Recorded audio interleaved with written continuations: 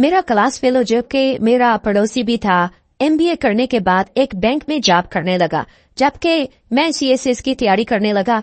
जब मेरे class fellow को पहली तनख्वाह 40,000 रुपए मिली, तब उसके बाप ने चावलों की 4 देगे पकवाई और पूरे मोहल्ले में तकसीम किए। हमारे घर में भी चावल लाए गए। मेरे बाप ने उससे पूछा कि किस खुशी में, तो पड़ोसी ने बताया कि मेरे बेटे को पहली तनख्वाह मिली है। मैंने सारी की सारी तनख्वाह खैरात कर दी। अब मेरे पास अब्बा आए और कहने लगे कि बेटा तुम्हारी नौकरी कब लगेगी। मैंने अब्बा से 6 माह का वक्त मांगा। 6 माह बाद सीएसएस के पेपर होने थे। सीएसएस के दूसरी अटेम्प्ट भी नाकाम हुआ तो अब्बा ने जूते मारकर मुझे घर से निकाल दिया। मैं किताबों की गठड़ी उठाए घर से चल पड़ा। सारा दिन मजदूरी करता था और रात को आंसू बहाकर पढ़ता। अंदर से बिल्कुल टूट चुका था, लेकिन मेहनत जारी रखी। तीसरी और आखिरी कोशिश में सीएसएस पास किया तो नतीजा देखकर खश खाकर नीचे गिर पड़ा। लोग मुझे उठाकर अस्पताल ले गए तो वहां पर मैं 5वीं जमात में था जब अब्बा जान ने मुझे नसीहत की थी कि बेटा दिल लगा कर पढ़ो, क्योंकि हमारे खानदान में कोई 10 जमातें ना पढ़ पाया और मेरी बहुत बड़ी ख्वाहिश है कि न सिर्फ तुम अपनी तालीम मुकम्मल करो बल्कि बड़ा आदमी बनकर नाम कमाओ। अब्बा की ये बात मेरे दिल पे बैठ गई। मैं दिन रात मेहनत करने लगा। छोटी सी उम्र में ही मैंने अपना टारगेट सेट कर लिया था। माँ को लोगों के घरों में काम करता देखता था तो मुझे बहुत अफसोस होता था। सुबह से लेकर शाम तक माँ लोगों के घरों की सफाई करती, एक घर से सफाई करके दूसरे घर के अंदर दाखिल हो जाती और फिर थक हार कर शाम को घर वापस आती। सिर्फ यही नहीं, जब वो वापस आती तो अब्बा उससे झगड़ा शुरू कर देते। बचपन से मैं यही देखता चला आ रहा था। अब्बा किसी सूरत माँ से खुश नहीं थे।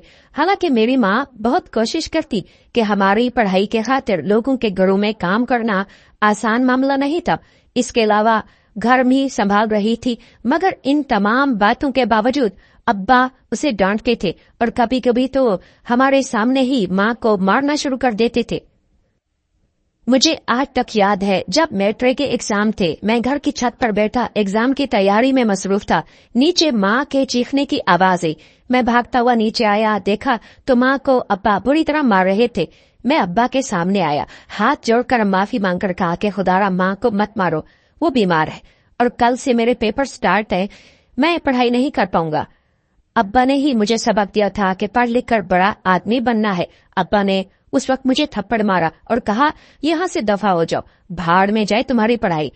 मैं वापस छत पर चला गया, रोता रहा। दिल में यही सोच रहा था कि मैंने भी क्या किस्मत पाई है जिसको पढ़ाई करने के लिए अच्छा माहौल नहीं मिल रहा।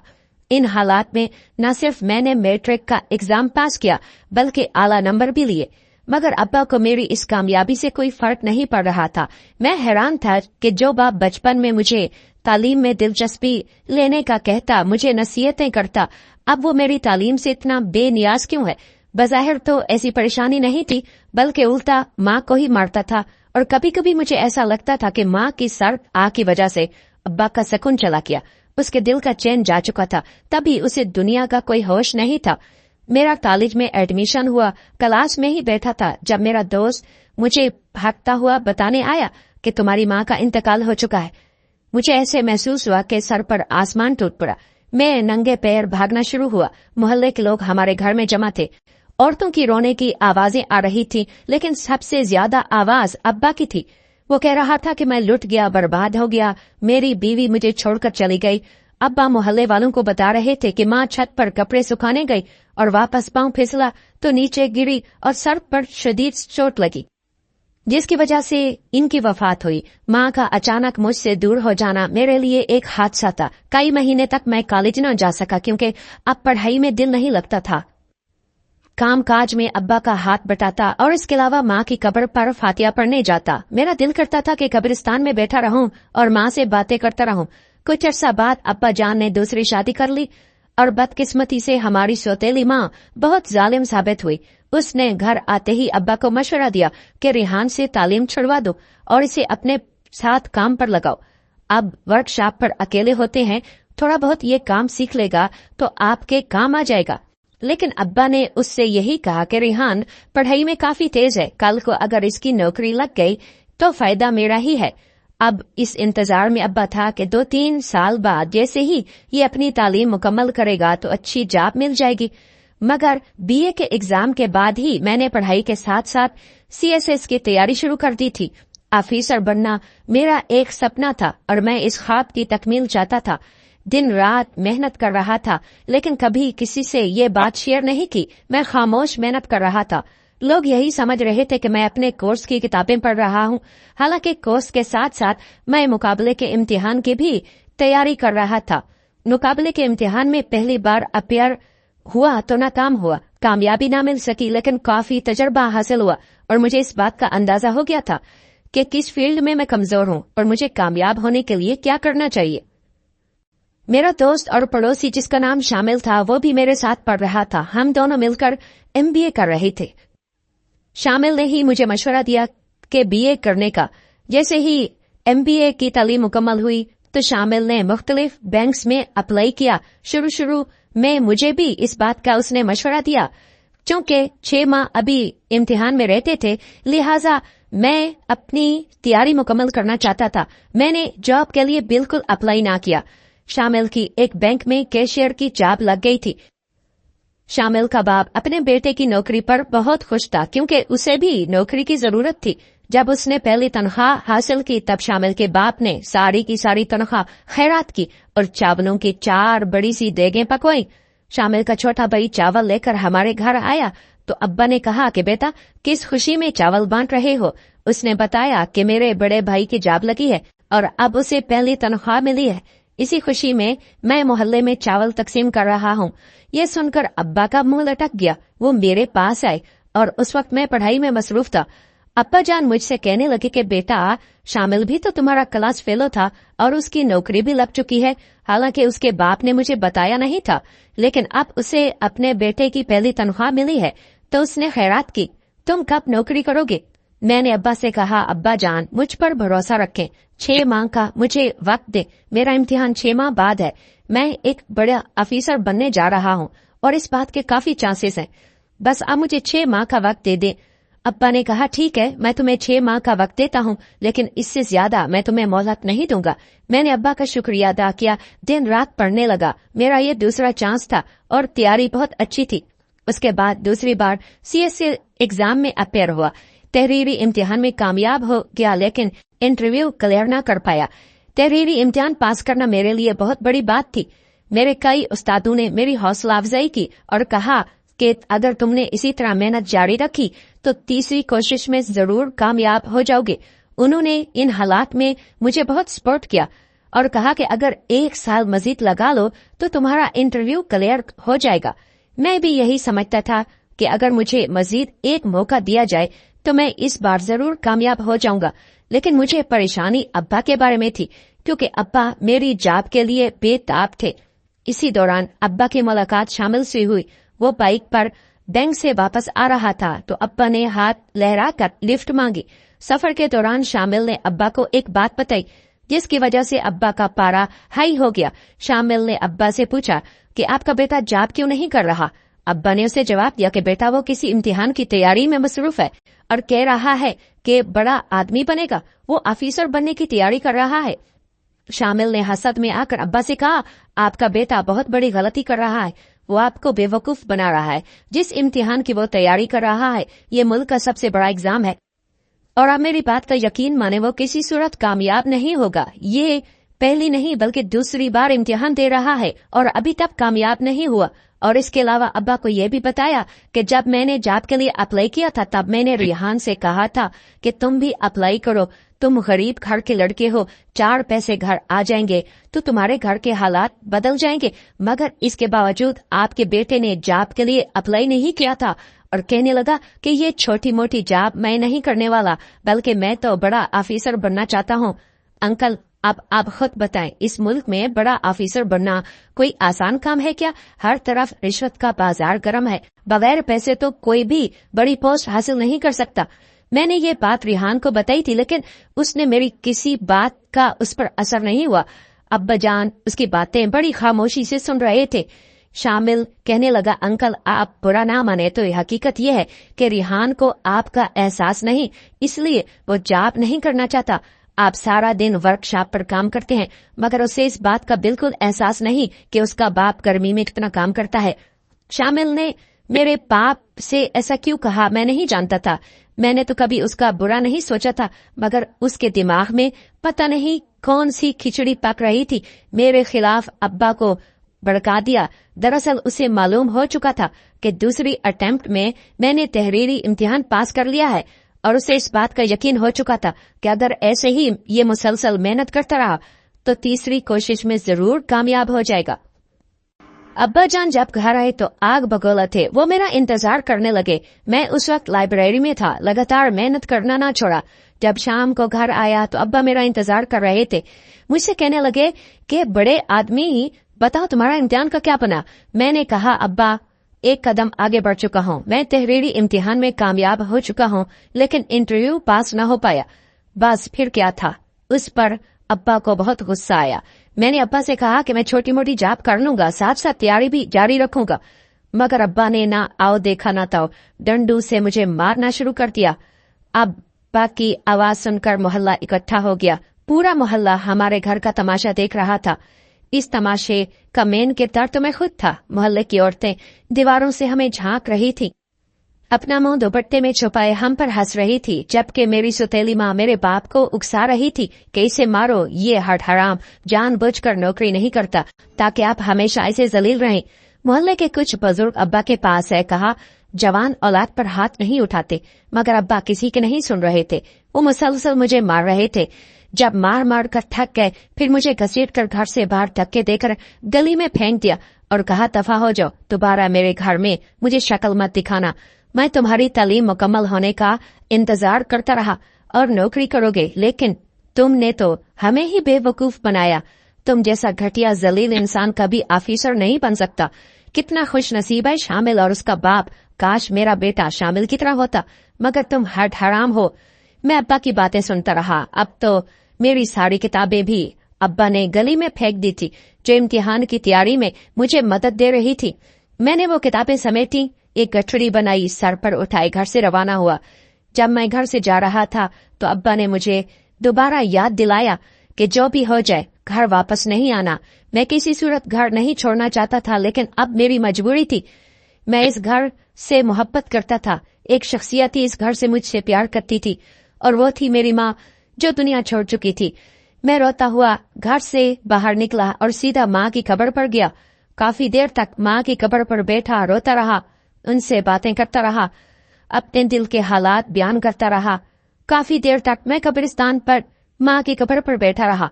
मुझे नहीं मालूम कब मुझे नींद आ गई। रात का अंधेरा छा रहा था जब गोरगन ने मुझे उठाया, मुझे नींद से बेदार किया। मुझे नहीं मालूम था कि अब मेरा ठिकाना कहाँ है, लेकिन ये पता था कि अब मैंने घर वापस नहीं जाना। अब्बा ने मुझे बहुत मारा था और मैं चाहता तो अब्बा का हाथ रोक सकता था, लेकिन मैंने ऐसा ना किया। मैं तो जिंदगी में कभी अब्बा से ऊंची आवाज में बात नहीं की थी। मुझे एक सहारे की जरूरत थी।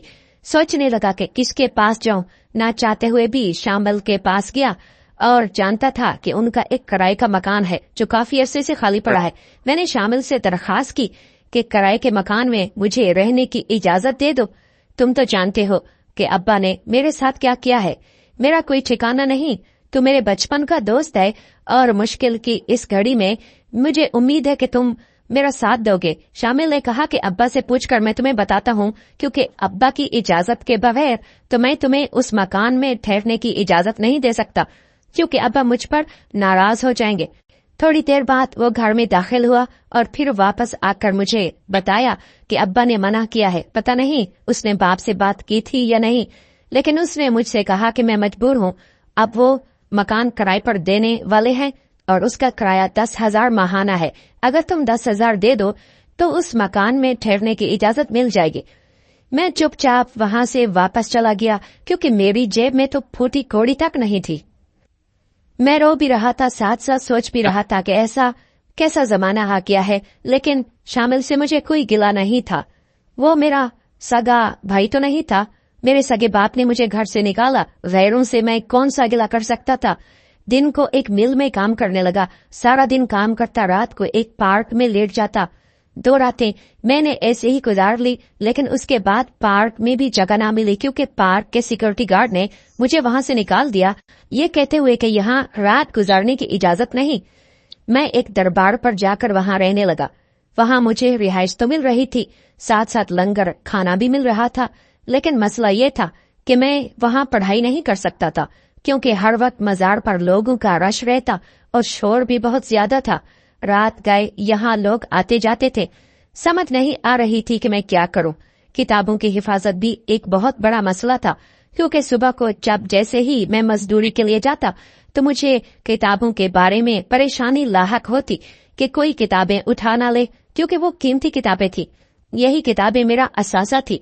मैंने मजार के आयाते में पढ़ने की कोशिश की, लेकिन लोगों के शोर की वजह से पढ़ ना सका। मजबूरन किताबें उठाई और वीरान सड़क के किनारे एक लाइट के खंबे के नीचे पढ़ना शुरू किया। ये सर्दियों की रात थी। सख्त सर्दियां मेरा जिस्म ठठा रही थी और मेरे पास चादर भी नहीं थी, मगर इसके बावजूद मैंने मेहनत जारी रखी। मैं नहीं जानता था कि मैं अपनी आखिरी कोशिश में कामयाब हो जाऊंगा या नहीं, लेकिन अपनी आखिरी कोशिश में पूरी मेहनत करना चाहता था ताकि बाद में मुझे इस बात का अफसोस न हो कि मंजिल करीब थी लेकिन मैं ठीक से पढ़ ना पाया। मैं वहां वीरान सड़क के किनारे खंबे के नीचे पढ़ाई में मसरूफ था कि कहीं से आवारा कुत्तों का झुंड मेरे करीब आया। उन्होंने मुझे देखते ही मुझ पर भौंकना शुरू किया और उनके भौंकने की आवाज सुनकर बाकी आवारा कुत्ते भी मेरे इर्द गिर्द जमा होने लगे। वो हर तरफ से मुझे घेर चुके थे और मुझे काटने की कोशिश कर रहे थे। मैं अपना बचाव करने की कोशिश कर रहा था, किसी को मदद के लिए बुला भी नहीं सकता था क्योंकि रात के 1 बज चुके थे। सारे लोग अपने अपने घरों में मजे की नींदें सो रहे थे, जबकि मैं आधी रात को कुत्तों के दरमियान घिर चुका था। मैंने बचाव की बहुत कोशिश की, इधर उधर देखा, लेकिन कुत्तों ने मुझ पर हमला कर दिया। देखते ही देखते वो मुझ पर टूट पड़े। शायद काफी दिनों तक भूखे थे, वो मुझे खाना चाहते थे। बहुत कोशिश करने के बावजूद मैं अपने आप को कुत्तों के चंगुल से आजाद न कर पाया। मैं चीख रहा था, चिल्ला रहा था, लेकिन कोई मेरी मदद न कर पाया। खुदा भला करे मौलवी साहब का, जो मस्जिद में उस वक्त तहज्जुद की नमाज अदा कर रहे थे। उसने मेरी आवाज सुनी तो मुझे वहां देखा, मस्जिद से बाहर आए और मेरी मदद की। कुत्ते मुझे काट रहे थे। मौलवी साहब ने डंडों की मदद से कुत्तों को वहां से भगाया और जख्मी हालत में मुझे मस्जिद के अंदर ले आए। फिर मुझे एक बेड पर लिटाया और अस्पताल ले गए। उसने मुझे इंजेक्शन भी लगवाए और इलावा मरहम पट्टी करवाई और वापस मस्जिद में ले आए। वो मुझसे पूछ रहे थे कि मैं कौन हूँ और इस तरह कैसे इस मुश्किल में फंसा हूँ, रात कुत्तों का शिकार बना हूँ। मैंने मौलवी साहब को अपनी सारी दुख भरी कहानी सुनाई।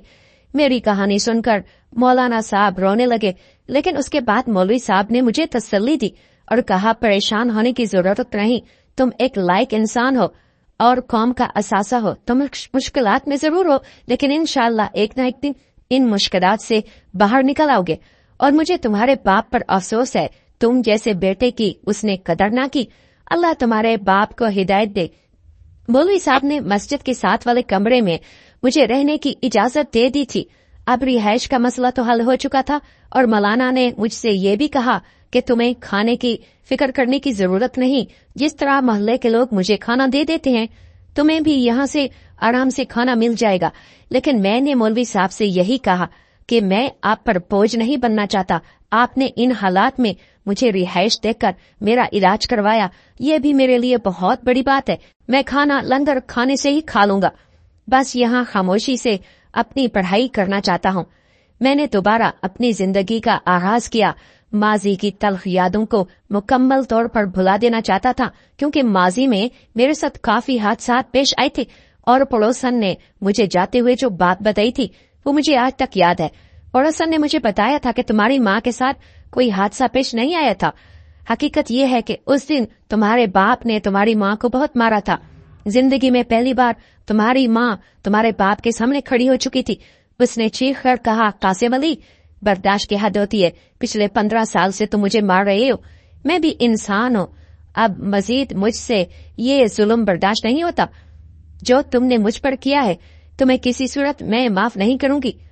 बस ये सुनना था कि तेरे बाप ने एक मोटा सा डंडा उठाया, तुम्हारे माँ के सर में मारा वो नहीं जानता था कि ये डंडा तुम्हारी माँ की जान ले जाएगा, लेकिन गुस्से में जो डंडा उसने तुम्हारी माँ के सर पर मारा वो नीचे गिर पड़ी। और उस वक्त मकान की छत से मैं देख रही थी, बस वो आखिरी बार गिरी थी, फिर उठ ना पाई। तुम्हारे बाप ने तुम्हारी माँ की नब्ज चेक की और जब उसे पता चला कि तुम्हारी माँ अब जिंदा नहीं तो फिर चीखना चिल्लाना शुरू कर दिया, मेरी बीवी इस दुनिया से जा चुकी है, मैं तन्हा रह चुका हूँ। इसी तरह के बैन करने लगा। अब तो मुझ पर जितने जुल्म किए अब्बा ने मैं बर्दाश्त करता रहा, लेकिन जिस तरह उसने मेरी माँ की जान ली ये मैं बर्दाश्त नहीं कर सकता था। और उसी दिन मुझे अब्बा से नफरत हो चुकी थी। कई ऐसी बातें थी जो मुझे सख्त मेहनत करने पर उकसा रही थी। दोस्तों की बेवफाइयां मेरे सामने आ रही थी और वो रिश्तेदार जिनके दरवाजे पर मैं गया था किताबों की गठरी उठाकर ताकि वो मुझे रिहाइश दें, मेरी मदद करें, लेकिन उन्होंने भी मेरी कोई मदद ना की। जब भी पढ़ाई के दौरान मुझे नींद आती थी तो इन्हीं बातों को याद करके मैं बेदार हो जाता था कि किस तरह रिश्तेदारों ने इस मुश्किल वक्त में मुझे तन्हा छोड़ दिया। तमाम दोस्तों ने मेरा साथ छोड़ दिया, शामिल जिसको मैं अपना छोटा भाई समझता था। मुश्किल की इस घड़ी में उसने भी मुझे रिहाइश ना दी। इन तमाम बातों की वजह से मेहनत से कभी कतराता नहीं था और ये बातें मुझे सख्त मेहनत करने पर उकसाती थी। मौलवी साहब को दिल से दुआएं दे रहा था। मौलवी साहब भी मेरी कामयाबी के लिए दुआएं कर रहे थे। मेरी मेहनत रंग लाई। इस बार तहरीरी इम्तिहान के साथ मेरा इंटरव्यू भी क्लियर हो गया और मैं कामयाब हुआ। मुझे अभी तक याद है अपना रिजल्ट देखकर मैं गश खाकर नीचे गिर पड़ा था और मौलवी साहब ने मुझे संभाला था।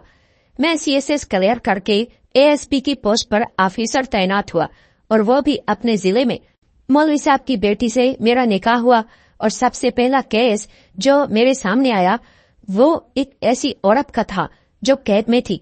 गौर से देखा तो वो मेरी सौतेली माँ थी जिसने मेरे बाप को कत्ल कर दिया था। मुझे बताया गया था कि इस औरत के अजनबी मर्दों के साथ नाजायज ताल्लुकात थे। शहर को उसके ताल्लुकात के बारे में पता चला तो मेरे बाप ने उसे रोका, मगर उसने अपने शौहर को ही अपने रास्ते से हटाने का फैसला किया। मैंने अपने स्टाफ के किसी शख्स को नहीं बताया था कि ये औरत मेरी सौतेली माँ है और जिस आदमी को इसने मारा है वो मेरा सगा बाप था। उस दिन मुझे अब्बा के अंजाम पर बहुत अफसोस हुआ था। मैं बहुत रोया था कि काश अब्बा मुझे समझने की कोशिश करते, कुछ दिन मजीद सब्र कर लेते। मैं उस खानदान, इस घर की खातिर मेहनत कर रहा था जिस खानदान का कोई बच्चा मैट्रिक तक ना पढ़ सका। उसी खानदान में ऑफिसर बनकर उस खानदान का नाम रोशन करना चाहता था। मगर अफसोस कि अब्बा ने मेरा साथ न दिया और गैरों की बातों में आकर मुझे घर से निकाल दिया। इस कहानी में उन वालिदैन के लिए सबक है जिनके बेटे कुछ करना चाहते हैं। वो आपसे मुखलिस हैं मगर आप उनका साथ नहीं दे पाते। कोशिश करें कि अपनी औलाद को समझें, उनके दोस्त बने। इन्हें आपकी दोस्ती और आपके साथ की बहुत जरूरत है। वीडियो पसंद है तो लाइक और शेयर जरूर कीजिएगा। मिलते हैं नई वीडियो के साथ, तब तक के लिए इजाजत दीजिए। अल्लाह हाफिज।